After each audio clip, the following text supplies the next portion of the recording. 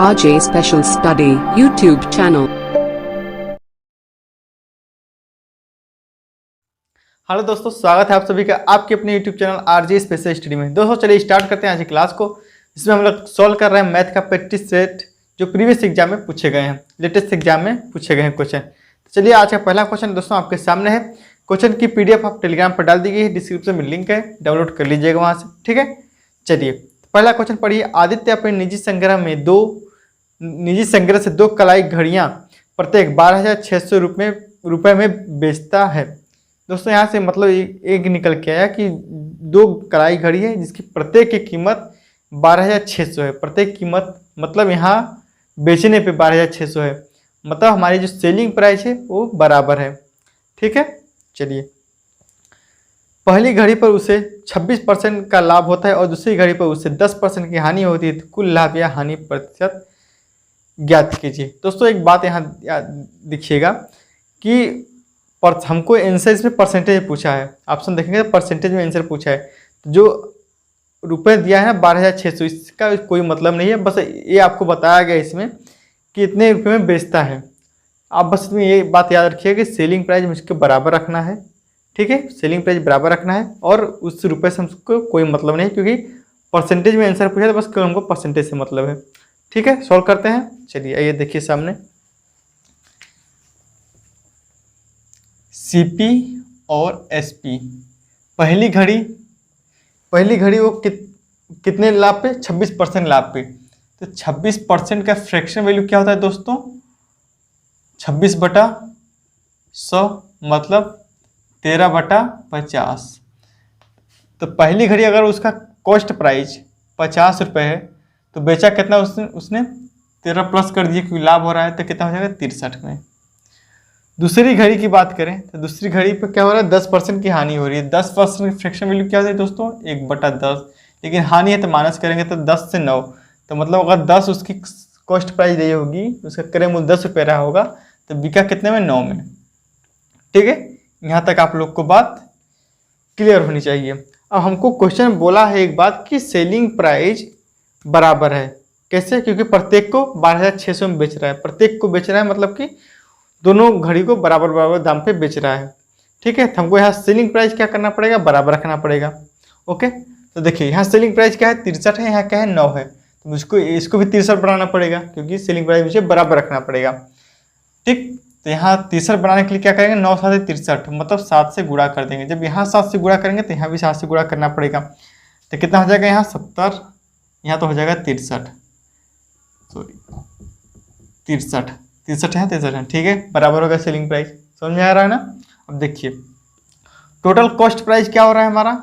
50 और 70 कितना हो जाएगा? 120। Total cost price, total CP हमारा निकल के है 120, लेकिन सेलिंग प्राइस कितना निकल के आया? 63 और 63 मतलब टोटल सेलिंग प्राइस 126, ठीक है। तुमसे पूछा है कितने रुपए का लाभ या हानि हुआ है। देख लीजिए 20 का सामान 120 का सामान 126 में बिक रहा तो लाभ ही होगा।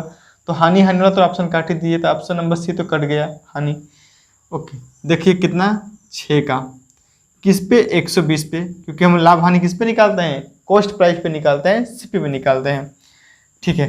प्रतिशत के लिए आप 100 से गुणा कर दीजिए, ठीक है। तो 0 से 0 कट जाएगा, 6 कम 6 6 दूना 12, 2 से 5 बार में, तो 5% का क्या हो गया मेरे दोस्तों? लाभ, ठीक है। 5% से गेन हो गया। ऑप्शन नंबर आपको B में देखने को मिल जाएगा, ठीक है। 5% गेन ऑप्शन नंबर आपको B में देखने को मिल जाएगा। आई होप कि दोस्तों आप लोग को समझ में आया होगा, ठीक है। चलिए चलते हैं नेक्स्ट क्वेश्चन की ओर। दोस्तों अगर वीडियो अच्छा लगे तो आप लाइक और कमेंट करना मत भूलिएगा, ठीक है। ये आपका काम है, शेयर भी कर दीजिएगा, ओके। और मेरा जो काम है मैं तो कर रहा हूँ, तो आप भी अपना कार्य करिए, आप भी अपनी जिम्मेदारी निभाइए, मैं भी निभा रहा हूँ, चलता रहेगा, ओके दोस्तों। चलिए नेक्स्ट क्वेश्चन पढ़िए। कोई राशि साधारण ब्याज पर 3 वर्षों में 49,600 और 5 वर्षों में 56,000 रुपये हो जाती है। देखिए कोई राशि है, मान लेते हैं कोई राशि प्रिंसिपल P, ये 3 वर्षों में कितना हो रही है भाई? 3 ईयर में 3 साल में हो रही है 49,600, और यही राशि 5 वर्षों में 5 ईयर में कितनी हो रही है? 56,000 हो जा रही है, 56,000 हो जा रही है दोस्तों। ठीक है, तो देखिए प्रिंसिपल होता है, प्रिंसिपल जो ए निकल के एक क्या होता है? मिश्र धन, इसमें ब्याज भी रहता है और प्रिंसिपल भी रहती है। और ये भी क्या है? मिश्र धन, इसमें ब्याज रहता है और प्रिंसिपल रहता है। ठीक है, प्रिंसिपल मतलब मूलधन। ठीक, ओके। अब हमको बताइए इन दोनों के बीच में कितने साल का डिफरेंस है? तो आप कहेंगे सर 3 साल तो यहाँ है, इसमें 2 साल, अब 5 साल इसमें, तो इसमें कितना डिफरेंस होगा? 2 साल का, 2 साल का डिफरेंस होगा। समय में तो 2 साल का डिफरेंस है, चूंकि हमको यहाँ निकालना है, क्या निकालना है? ब्याज निकालना है। ठीक, क्वेश्चन का पूरा पढ़िएगा। दर निकालना है ना। तो यदि ब्याज की दर 2% अधिक होती तो सबसे पहले मुझे दर निकालना पड़ेगा, और दर निकालने के लिए मुझे ब्याज चाहिए। देखिए 2 साल में इतना हो रही है, मतलब इतनी की राशि 2 साल में इतना हो रही है, तो 1 साल में देखिए कितना है? पहले तो देखिए रुपए में कितना डिफरेंस है, साल में तो 2 साल का डिफरेंस है, रुपए में कितना डिफरेंस है? तो रुपए में 6,400। ठीक है, रुपए में 6,400 का डिफरेंस है। 2 साल में कितना हो रहा है? 2 साल में देखिए 2 साल में 6,400, तो 1 साल में कितना हो दोस्तों? तो एक साल में डिवाइड कर दिए 2 से, तो 2 तिहाई 6, 2 दूना 4, 3200। तो 1 साल में कितना ब्याज है? ये तो ब्याज निकल के आया, क्या निकल के आया दोस्तों? ब्याज। तो हमारी ब्याज जो निकल के आई कितनी? 3200 रुपये। ठीक है, 3200 रुपये ब्याज निकल के। तो अब हमको बताइए, देखिए यहाँ जो होता है मिश्र धन होता है। मिश्र धन मतलब इसमें ब्याज भी रहता है और मूलधन भी रहता है, तो मुझे चाहिए मूलधन। तो मूलधन से मुझे ब्याज निकालना पड़ेगा। कितने साल का ब्याज? 3 साल का ब्याज, क्योंकि 3 साल में इतना हो रहा है। तो 1 साल का ब्याज कितना है? 3200 रुपये। तो 3 साल का ब्याज कितना हो जाएगा? तो 3 से गुणा कर दिए, तो 3200 में 3 से गुणा करेंगे तो कितना हो जाएगा? 0 0 3 दूना 6 3 त्रिके 9, 96,000। तो मुझे इसमें से 96,000 माइनस करना पड़ेगा। जब 96,000 माइनस करेंगे, ठीक है, 9,600 मतलब 40,000। तो हमारी जो प्रिंसिपल जो निकल के आई दोस्तों कितनी? 40,000। 40,000 प्रिंसिपल निकल के आया। ठीक है, मूलधन हमको मिल गया। हमको निकालना है दर। दर निकालने के लिए हमको क्या करना पड़ता है भाई? दर निकालने के लिए हमको 1 साल का ब्याज चाहिए और मूलधन चाहिए।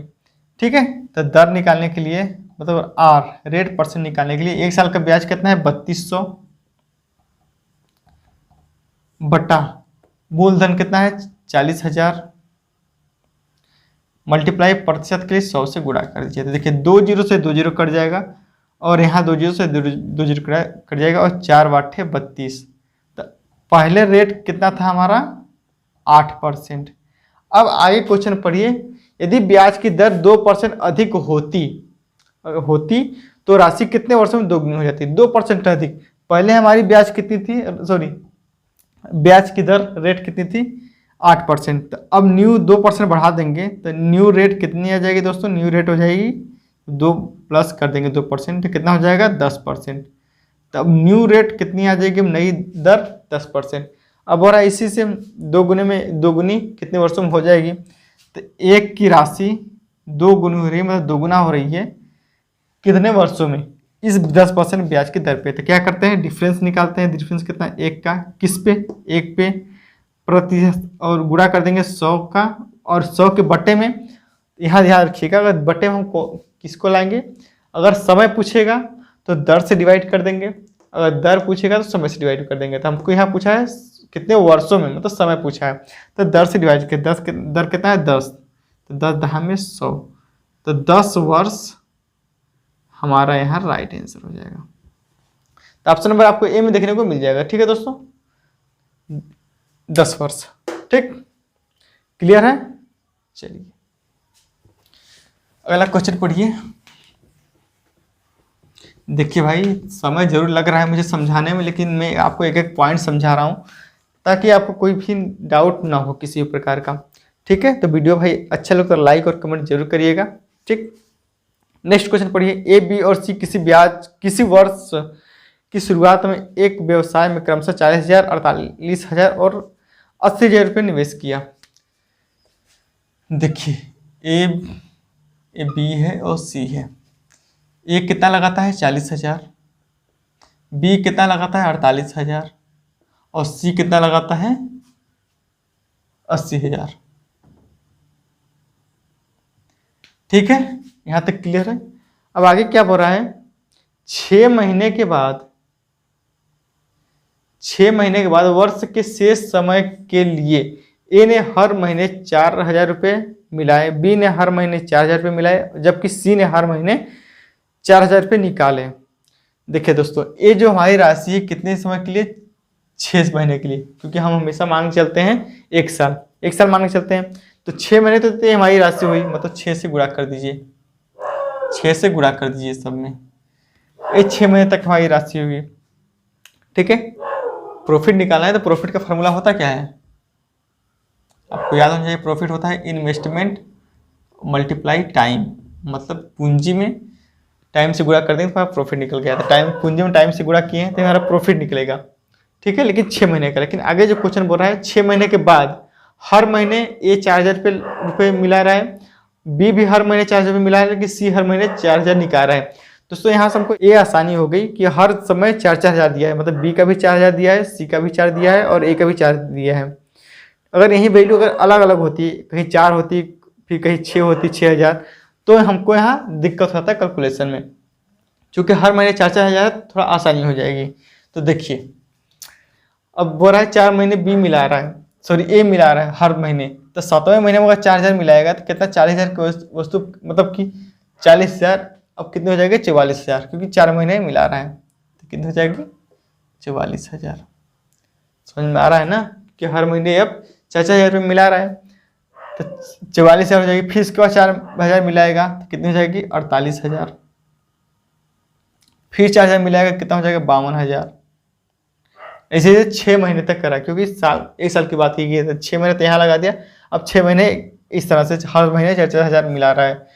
फिर कितना हो जाएगा 56,000, फिर हो जाएगा कितना 60,000, फिर हो जाएगा कितना 64,000। जब हर साल 4,000 रुपये मिला रहा है तो 1 2 3 4 5 6। ठीक है, इसी तरह यही काम बी भी करता है, हर साल 4,000 रुपये लगा रहा है। इसी तरह सी भी सी क्या करता है, सी हर साल 4,000 रुपये निकालता है।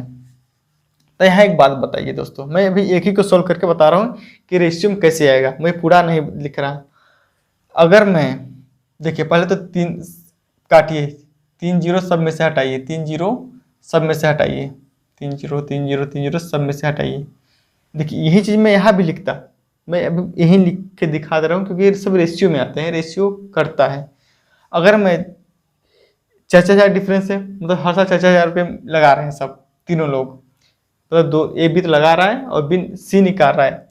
तो अगर मैं 4 से काटता हूँ, 4 से काटता हूँ तो 4 से काटेंगे तो 4 धाम 40 से 10 बार कटेगा, 4 से काटेंगे 12 बार में कट जाएगा, 4 से काटेंगे तो 20 बार में कट जाएगा। ठीक है, इसी तरह 4 से काटेंगे तो कितना 11 बार में कटेगा, 4 से काटेंगे तो 12 बार में कटेगा, 4 से काटेंगे 13 बार में कटेगा, 4 से काटेंगे 14 बार में कटेगा, 4 से काटेंगे 15 बार में कटेगा, 4 से काटेंगे 16 बार में कटेगा, कि 100 चौके 64। तो आप एक चीज़ नोटिस कर रहे होंगे कि रेशियो हर साल क्या हो रहा है, एक बढ़ता जा रहा है, हर साल एक रेशियो बढ़ता जा रहा है। मतलब 6 महीने के लिए तो 10 था, फिर उसके बाद 11 हुआ, फिर 12 हुआ, फिर 13 हुआ, फिर 14 हुआ, फिर 15 15 16 हुआ। ठीक है, तो जो चीज़ यहाँ हो रही है ना, वही चीज़ यहाँ भी होगी और वही चीज़ यहाँ भी होगा। इसलिए मैंने यहाँ इसको नहीं लिखा, क्योंकि मैं आपको समझाने के लिए मैं इतना लिखा, नहीं तो मैं डायरेक्ट बताता कि रेशियो बढ़ती है। तो बस इसमें भी एक रेशियो बढ़ाते जाइए। तो 12, क्योंकि बी मिला रहा है, बी भी, तो 12 सब कितना हो जाएगा 13 हो जाएगा, फिर 14 हो जाएगा, फिर 15 हो जाएगा, फिर 16 हो जाएगा, फिर 17 हो जाएगा, फिर 18 हो जाएगा। 1 2 3 4 5 6। ठीक है, और इसी तरह सी क्या कर रहा है, सी निकाल रहा है, सी 4,000 निकाल रहा है, तो सी भी एक रेशियो कम होगा, निकाल रहा है तो एक रेशियो कम होगा। तो 20 से कम कर देंगे तो 19, फिर 19 से कम करेंगे 18, 18 से कम करेंगे 17, 17 से कम करेंगे 16, फिर 15, 1 2 3 4 5, फिर 14। ठीक है दोस्तों, क्लियर है। मैं थोड़ा इसको मिटा देता हूँ, मैं बस केवल आपको समझाने के लिए इसको लिखा हूँ। ठीक, अरे समझ में आ रहा है ना भाई। अब देखिए, बस सबको जोड़ दीजिए, तो यहाँ तो हो जाएगा 6 धाम 60, प्लस इसको जोड़िए तो 6 5 11 5 6 5 11 4 15 15 3 18 2 20 21 को 1 हासिल हो जाएगा 2 6 2 8 मतलब 81। कितना हो जाएगा 60 और 81 141 141। इसको जोड़ेंगे तो 12 पंजे 60 तो आएगा ही आएगा, प्लस यहाँ कितना आएगा 8 7 15 15 6 21 और 21 और 6 26 4 30 3 33 को 3 हासिल हो जाएगा 3 और 1 2 3 4 5 6 3 9 मतलब 93। तो जोड़ेंगे तो कितना हो जाएगा 3 और 9 6 15।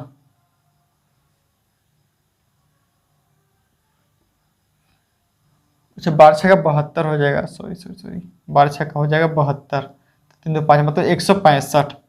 तो यहाँ हो जाएगा 165। इस तरह इसको जोड़िए तो 20 6 का 120 हो जाएगा यहाँ, प्लस 4 5 9 9 और 6 15 15 7 22 22 और 8 हो जाएगा 30 और 9 39 को 9 हासिल हो जाएगा 3 और 6 और 3 9 99। तो हो जाएगा कितना 219। तो यहाँ हो जाएगा 219। ये हमारा टोटल रेशियो निकल के आ गया। यहाँ तक क्लियर है मेरे दोस्तों, बताइए। अच्छा क्वेश्चन था इसलिए टाइम ले रहा हूँ। ओके, हमसे क्वेश्चन बोल रहा है क्या टोटल प्रॉफिट कितना है 6,72,000 रुपये। हमारे कोई टोटल प्रॉफिट देखिए कितना आ रहा है 9 5 14 1 15 को 5 हासिल हो जाएगा 1 हासिल और 1 2 6 2 8 8 4 12 को 2 हासिल हो जाएगा 1 हासिल और 2 3 3 4 5 मतलब 525। तो हमारे अकॉर्डिंग है, लेकिन क्वेश्चन के अकॉर्डिंग कितना दिया है 6,72,000 6,72,000। ठीक, तो एक रेशियो का मान मैं यहाँ सोल्व कर लेता हूँ अब ना। तो एक रेशियो का मान निकालेंगे, एक रेशियो का मान हो जाएगा कितना 6,72,000 बटा हो जाएगा कहता 525। हमसे पूछा क्या है, हमसे पूछा किसका है सी का रेशियो, सी का मान पूछा। सी का रेशियो कितना है 219। तो 219 से गुणा कर दीजिए। अब देखिए काटिए 25 से, 25 दूना 50 25 से कम 25 25 से काटेंगे तो 25 26 650 और बचेगा कितना 22 25 8 है 200 फिर बचेगा कितना 225 8 है 200 और 0।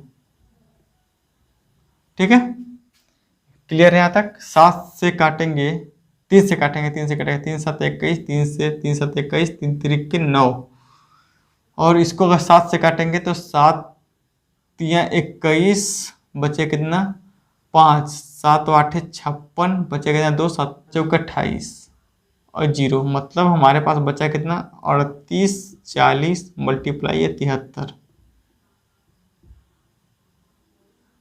ओह, अब इसको करना पड़ेगा सॉल्व, सॉरी मल्टीप्लाई में होगा ना, मल्टीप्लाई 73। अब इसको करना पड़ेगा दोस्तों सॉल्व। ऑप्शन देखिए, ऑप्शन लास्ट में तीनों चारों में 0 है तो 3 शून्य शून्य तो आएगा ही आएगा और 3 चौक के 12 का 2 मतलब 12 और 7 शून्य शून्य तो मतलब 12 का 2 आ जाएगा यहाँ। तो 20 लास्ट में आएगा। तो ऑप्शन नंबर आपको डी में देखने को मिल जाएगा 2,80,320। तो 2,80,320 ये हमारा राइट आंसर हो जाएगा। आई होप कि आप लोग को यहाँ तक क्लियर हुआ होगा दोस्तों। अच्छा क्वेश्चन था, बेस्ट मस्त था। ठीक है, आप इसको 2 बार देखिएगा, आपको आसानी से समझ में आ जाएगा। ठीक है, नोट करिए। अगला क्वेश्चन देखिए, अगला क्वेश्चन आपके सामने है दोस्तों।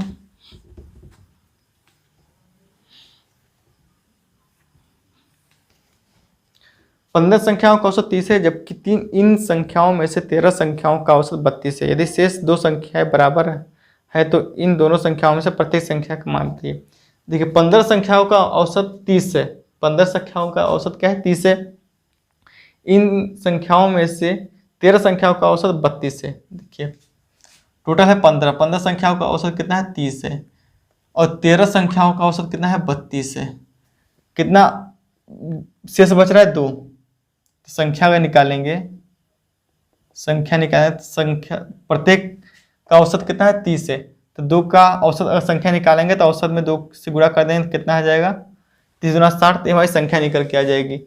लेकिन उन्हीं संख्याओं में से 13 संख्याओं का औसत कितना है 32 है। उन्हीं संख्याओं से 13 संख्याओं का औसत 32 है, मतलब एवरेज कितना बढ़ गया 2 बढ़ गया। तो एवरेज कितना बढ़ा है 2 बढ़ गया। कितने में से 13 संख्याओं में से 13 गुना 2 कर देंगे कितना 26, मतलब 26 हमको एक्स्ट्रा मिल गई।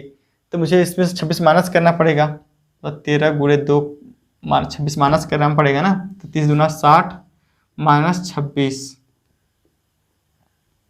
तो कितना हो जाएगा 34। तो हमारी संख्या दोनों कितने निकल के आई 34।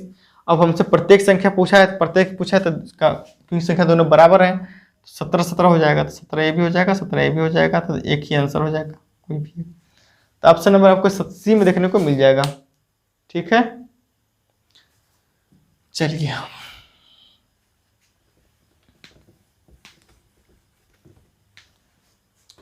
अगला क्वेश्चन पढ़िए आपके सामने। 5 आदमी और 2 लड़के 30 दिनों में उतना काम कर सकते हैं जितना कि 7 आदमी और 10 लड़के 15 दिनों में कर सकते हैं। उसे काम को 4 दिनों में करने के लिए 40 पुरुषों के साथ कितने लड़कों की काम में लगाना जाना चाहिए। देखिए पहले तो इन लोग का क्षमता निकालिए, एफिशिएंसी निकालिए। 5 आदमी और 2 लड़के 5 मैन प्लस 2 बॉय किसी काम को कितने दिन में करते हैं 30 दिन में करते हैं। इसी काम को उतने काम को 7 आदमी और 10 लड़के 15 दिन में करते हैं। 7 मैन प्लस 10 लड़के 10 बॉय कितने दिन में 15 दिन में करते हैं। सबसे पहले तो निकाले क्षमता इन लोग की, मैन और बॉय की। तो 15 से काटेंगे तो 15 दूना 30 2 बार में कट जाएगा। अब देखिए इसमें गुणा करेंगे तो 2 का गुणा करेंगे 5 में, 2 का गुणा 5 में करेंगे तो 5 दूना 10,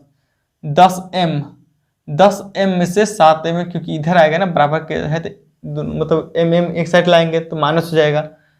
तो 5 में 2 का गुणा करेंगे तो 5 दूना 10 m में से 7 m माइनस करेंगे तो बचेगा ना 3 m। पेन कम से कम चलाइए, ठीक है, ज़्यादा दिमाग में करिए।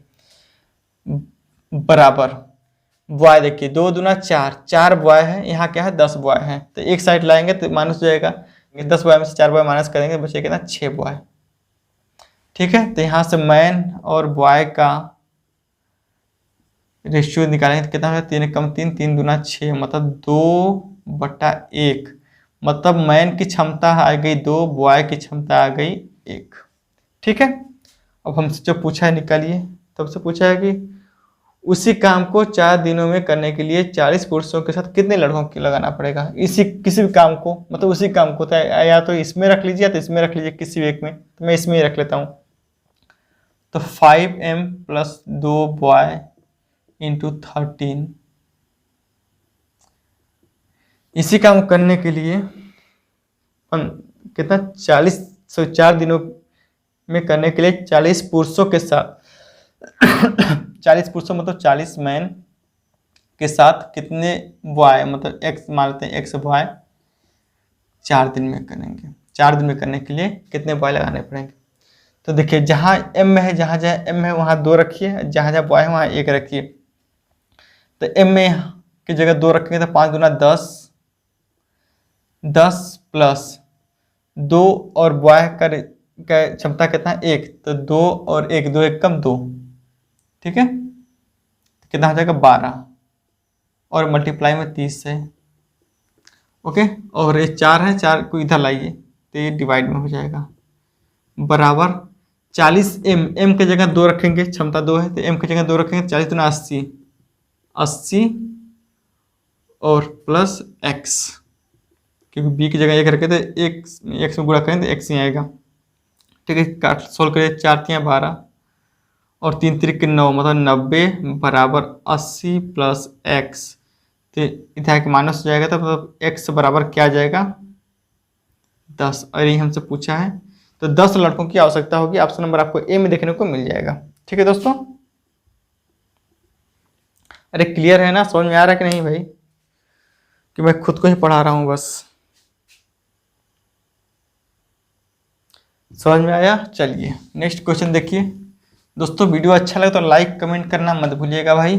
ठीक है, 900 किमी की यात्रा 11 घंटे में पूरी होती है। यदि यात्रा का 2/5वां भाग 60 किमी प्रति घंटा की चाल से पूरा किया जाता है तो शेष यात्रा किस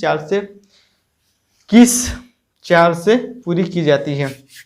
देखिए कुछ दूरी है, मान लेते हैं यहाँ से लेके यहाँ तक, इनके बीच की डिस्टेंस दूरी कितनी है 900 किलोमीटर, 900 किलोमीटर है।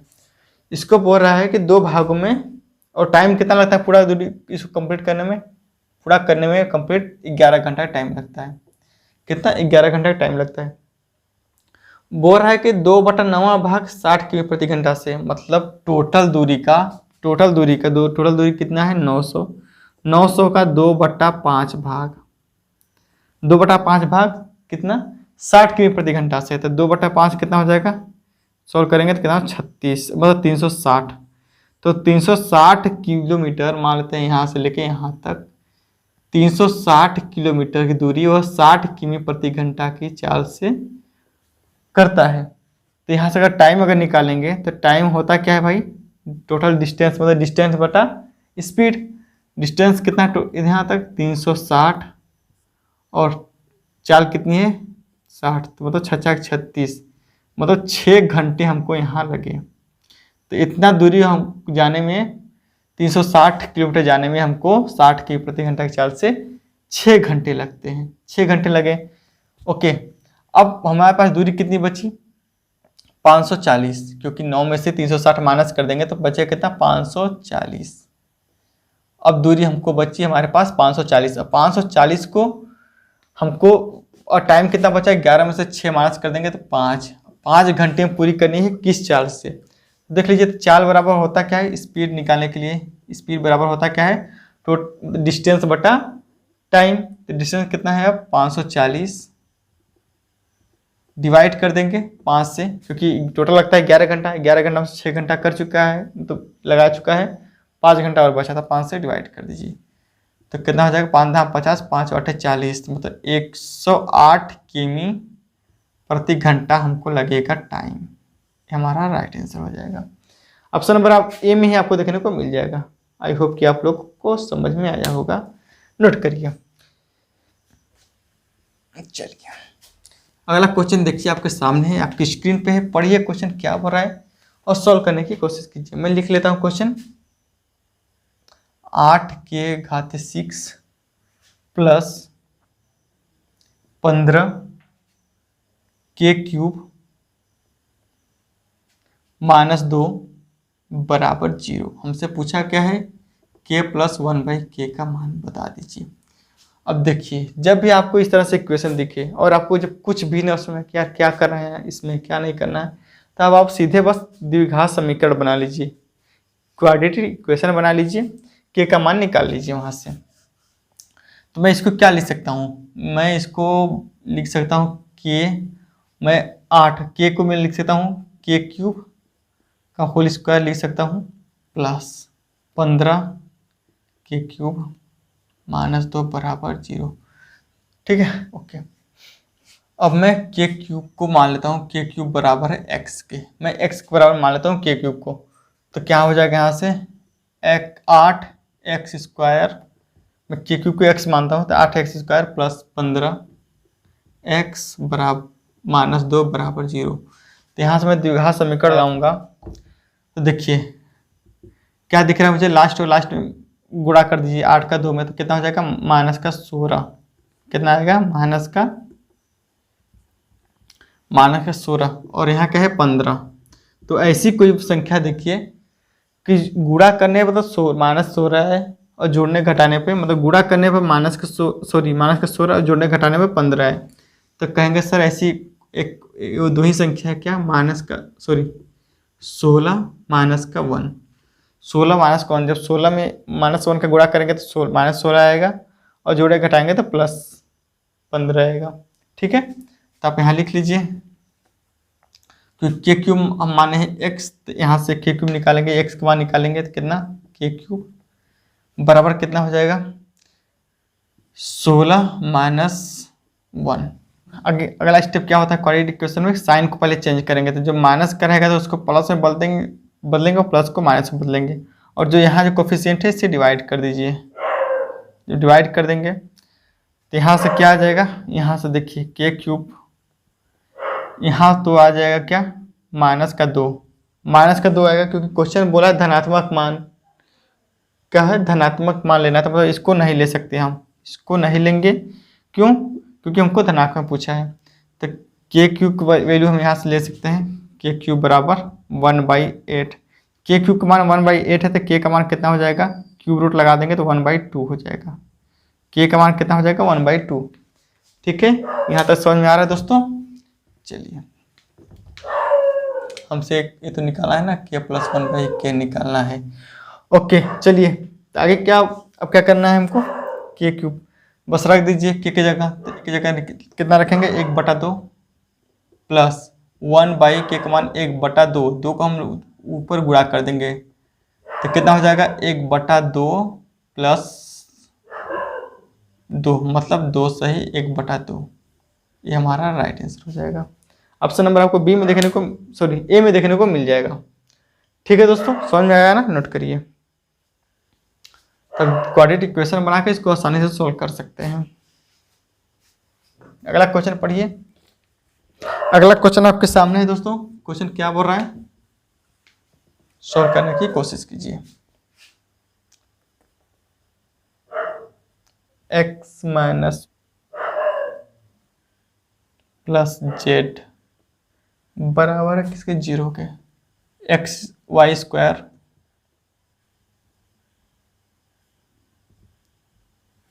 2xz minus x² 2yz minus z² बटा 2xy 2xy, ये हमको निकालना है। तो देखिए यहाँ से आप कोशिश करिए वैल्यू पुटिंग का, वैल्यू पुट करके आप आसानी से निकाल सकते हैं। तो मैं वैल्यू अगर xyz बराबर ऐसे पुट करा है 0 आए, तो मैं 0 नहीं ले सकता, क्योंकि अगर 0 लूँगा तो नीचे 0/0 हो जाएगा, क्योंकि सब में xyz है। तो 0/0 इन्फिनाइट हो जाएगा, मतलब इसको हम नहीं ले सकते। तो हम ऐसी कौन सी वैल्यू माने कि जो बराबर 0 आ जाए। ठीक है, तो अगर मैं x को 1 मान लेता हूँ, y को भी 1 मान लेता हूँ, ठीक है, तो मुझे z को मानना पड़ेगा -2, तब जाके 0 के बराबर होगा। कैसे, देखिए 2, 1 में से -2 घटाएंगे तो माइनस का 1 आएगा और प्लस का 1 यहाँ है, तो बराबर किसके हो जाएगा, 0 के बराबर। तो मतलब हमको x का मान 1, y का मान -2 और z का मान 1 लेना पड़ेगा। ठीक है, तो रख दीजिए। तो y की जगह y का मान हम क्या माने हैं, 2 माने हैं। y का मान क्या माने हैं, 2 माने हैं, तो 2 का स्क्वायर 4 हो जाएगा बटा 2 तो आएगा नीचे, और x का मान 1 माने तो 2 1 कम 2, और z का मान 1 माने तो 2 1 कम 2, मतलब नीचे तो आ जाएगा केवल 2 ही, माइनस x², s का मान कितना माने 1, तो 1 का स्क्वायर 1 बटा 2, और y का मान है 2, तो 2 दूना 4, जेड का मान 1 है तो 1 से गुणा करें तो कोई फर्क नहीं पड़ेगा, माइनस जेड का मान माने 1 बटा 2, y का मान है 2, तो 2 दूना 4, x का मान 1 है तो x 1 से तो कोई गुणा करेंगे कोई फर्क नहीं पड़ेगा, तो 4 आ जाएगा यहाँ से। तो यहाँ हो जाएगा 2 माइनस का 1/4, 1/4 कितना हो जाएगा, 1/2, तो यहाँ से हो जाएगा 2 दूना 4, 4 में से 1 जाएगा 3/2, 3/2 हमारा राइट आंसर हो जाएगा। वैल्यू पुटिंग से आपको आसानी से हो जाएगा। ऑप्शन नंबर आपको 3 में देखने को, सॉरी ए में देखने को मिल जाएगा। ठीक है मेरे दोस्तों, नोट करिए। अगला क्वेश्चन पढ़िए, आपके सामने क्वेश्चन क्या हो रहा है और सॉल्व करने की कोशिश कीजिए। ठीक, क्वेश्चन है, पढ़िए। ABC में AD BC पर एक लंब है, ट्रायंगल बनाइए ABC।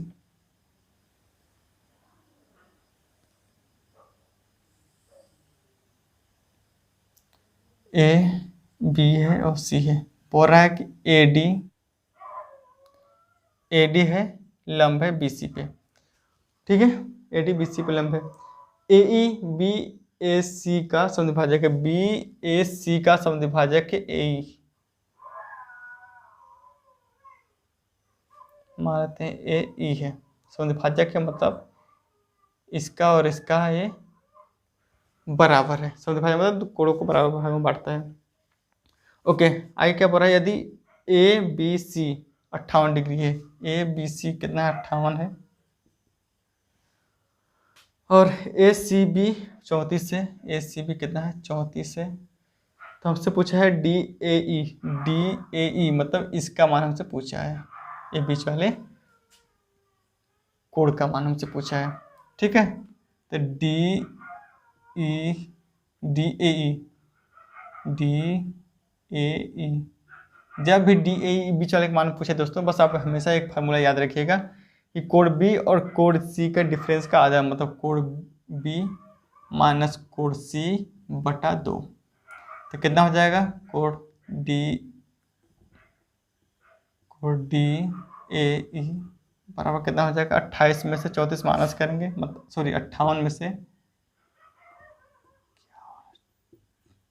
34 माइनस बटा 2, तो कितना हो जाएगा 24 बटा 2 मतलब 12, तो 12 हमारा राइट आंसर हो जाएगा। 12 डिग्री ऑप्शन नंबर आपको ए में देखने को मिल जाएगा। 12 डिग्री ऑप्शन नंबर ए में आपको देखने को मिल जाएगा दोस्तों। ठीक है, चलिए नोट कर लीजिए। चलिए दोस्तों, तो आज के लिए इतना रखते हैं। ठीक है, वीडियो कैसा लगा आप जरूर लाइक और कमेंट करके बताइएगा। मिलते हैं नेक्स्ट वीडियो में। Bye, take care.